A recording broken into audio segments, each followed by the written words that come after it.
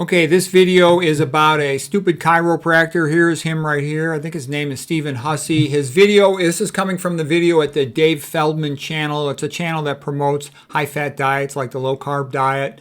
And the reason I'm showing it to you is this guy was young. He's only 35 years old, and he had a bad myocardial infarction, a heart attack. He had like near complete occlusion of the left anterior descending coronary artery. It's one of the big epicardial coronary arteries. There's here's the left main, left anterior descending, left circumflex, and then there's a right coronary artery. So that's a big vessel, and it's proximal. He could have died from this.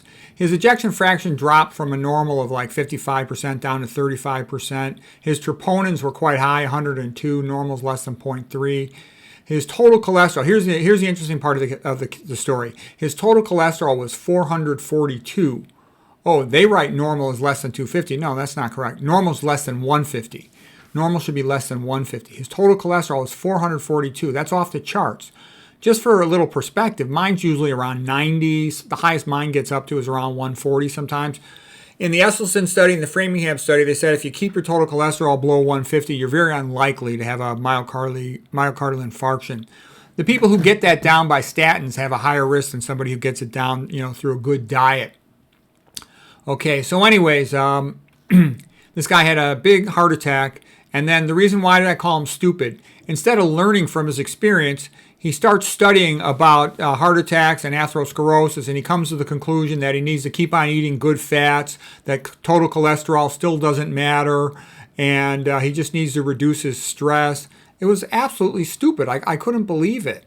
I mean, it was like really stupid. He did talk a little bit about exclusion water. He's heard of zeta potential, but he's not aware that elevated total cholesterol means elevated LDL cholesterol. It means frequent elevation of chylomicrons, things that stick the red blood cells together and cause blood sludging, things that predispose to leaky gut. Leaky gut causes postprandial endotoxemia, meaning that you get increased bacterial endotoxins in the blood, like LPS and LTA. LPS from gram-negative bacteria, lipopolysaccharide it's called. LTA from gram-positive bacteria, lipoteichoic acid it's called.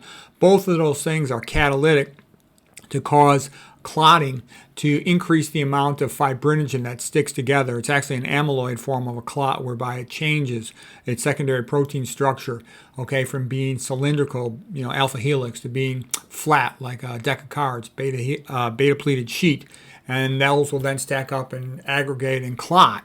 And the clots are refractory to lysis. They're called dense matted deposits. So anyways, when you eat these high-fat diets, you predispose yourself to clotting for multiple reasons. Number one, you elevate your LDL cholesterol, sticking your red blood cells together. Number two, you elevate your chylomicrons, sticking your red blood cells together. Number three, these diets are low in fiber, thus predisposing to leaky gut, as well as all the fats predispose to leaky gut. So then you get this postprandial endotoxemia that predisposes to blood clotting. They also tend to be high in sodium, causing vasoconstriction, predisposing to clotting. And the platelets also cause increased activation. The sodium causes increased activation of the platelets.